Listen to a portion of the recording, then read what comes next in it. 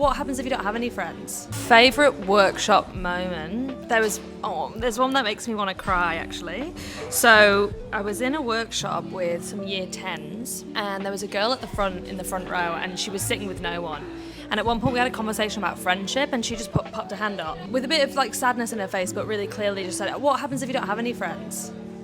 And I was like, kind of went over to her and we had a one-on-one chat and she was just really lonely. And we come to an activity called Spotlight where someone sits in the chair and shares honestly about themselves, and it gives the rest of the group an opportunity to connect with this person like behind the mask of perfection. And she's visibly nervous. I can tell she's going to share something, and I just said, okay, I'm going to ask the group in this moment, you're sitting around her, she's just said she's going to share something really big with us. I just want you to close your eyes. And the group closed their eyes down and I asked them to remember a moment when they'd wanted to say something about themselves or about their lives and they were terrified to tell the truth, and really like lock into that moment, how it felt.